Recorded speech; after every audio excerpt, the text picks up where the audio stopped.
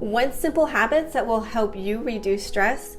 Then watch this video for 10 tips that you can do to help you unwind, relax, reduce mental clutter, and de-stress. Welcome to my channel. If you're feeling overwhelmed and tired and would like tips about simple and healthy living, then spend some time with me. Life can be stressful. Sometimes we are going through a difficult time in our personal lives, or things happen around us that affect our emotional and mental health. Either way, we need to reduce stress and its effect on our well-being. I know we can't control everything that happens to us, but we can control how we respond and what we can do to conquer stress. And having a simple lifestyle definitely helps us to maintain a more peaceful state of mind. So here are 10 habits that I try to do regularly to help me simplify and reduce stress. First, exercise. You have to take care of yourself. No one else can do this for you. And regular exercise has so many health benefits, and it helps me reduce stress because not only am I taking care of myself, but it's a good outlet for stress. My health is one of my top priorities, and if I don't exercise, I feel that I have neglected an important action step of my day. Usually I exercise first thing in the morning before I start any work or errands. I find that exercising for 30 minutes each morning helps me to feel better about myself and more energized for the rest of the day. But fit exercise in when you can and your body will thank you. Second, go outside. You can combine exercise with going outside if you enjoy outdoor exercise activities. I love taking walks when the weather is nice. There's something about being in the sun and feeling its warmth that instantly relaxes me. There are so many wonderful activities that you can do outdoors. Hiking, gardening, different sports, sightseeing, or even just sitting and enjoying time by yourself or with others. I truly believe that we were created to spend more time outside to enjoy nature and God's creation. Next, connect with others. I also believe that we were created to be in community with others. I love spending time with friends and family to take a walk, share a meal, explore new places, and pretty much anything. Connecting with others helps you develop relationships and build community with those around you. I read about the people of Okinawa, Japan, and how one of their keys to longevity and happiness is found in the strength of their communities. They lead simple lives and prioritize their time with friends and neighbors who they get together with to chat, share news, confide in, give advice, and offer help when needed. When I'm feeling stressed, I feel so much better after talking with my husband or a close friend. You can connect with others through social media, but I find one-on-one time invaluable and oftentimes therapeutic. Fourth tip. Spend time with your pet if you have one.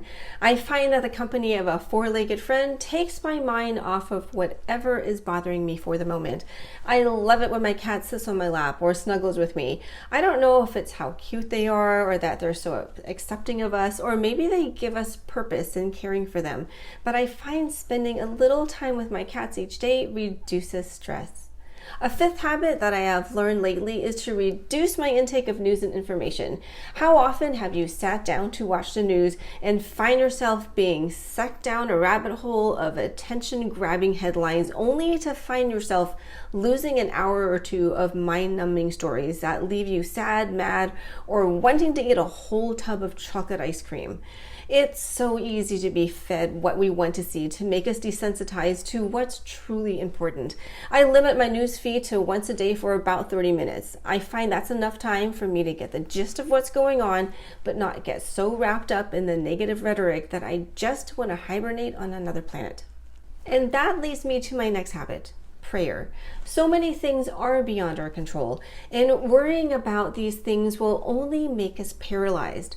When I see a need, such as a sick family member, I can bring them food, spend time with them, and take them to doctor visits. But when they are suffering, there's only so much I can do. Beyond that, I pray knowing that God hears us and works things out somehow, or gives me peace and joy in the midst of trials.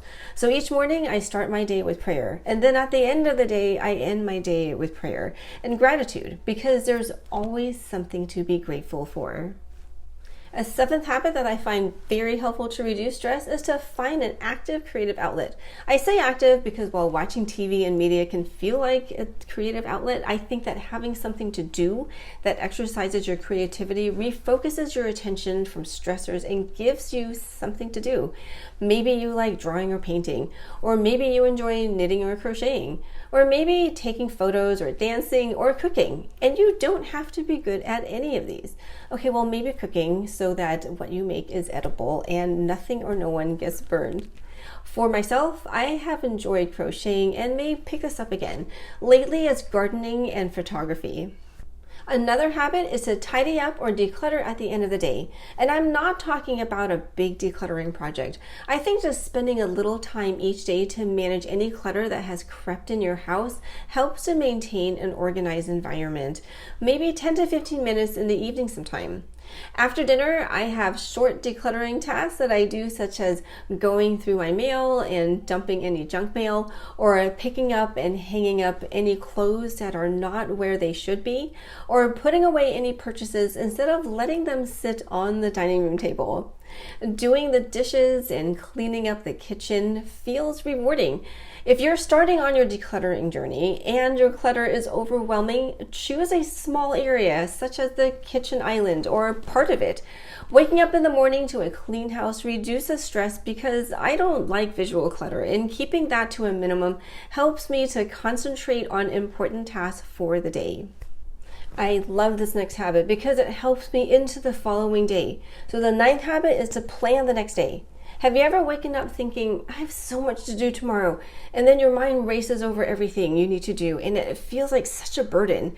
I certainly have. So when I spend about 10 minutes each night before going to bed to set out my top 3 goals for the next day, write out my to-do list, and organize my schedule, I'm ready when I wake up the next morning.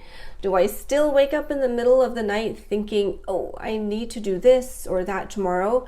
I do, but not as much as before. So for those times, I leave my to-do list and a pen on my nightstand so that if something does pop up, I can quickly jot it down instead of mulling over it, and I'm able to fall right back asleep.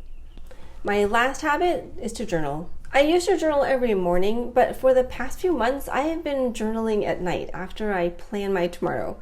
Journaling at night gives me a chance to do a brain dump and write out what I did that day, what I'm grateful for, what my thoughts are for the day, and sometimes just vent. I find that since switching to journaling at night that I have been sleeping better, and sleeping better not only reduces stress, but is essential for your health. So these are my top 10 habits that have helped me simplify my life and reduce stress. If this video helped you, please hit the like button. What habits help you to live a simpler and less stressful life? Please share that in the comments below. We can all learn from one another. And remember to subscribe for future content. Reducing stress is one health benefit to living a simple life. For other health benefits, please watch this video next. Until next time, remember to stay healthy and live simply.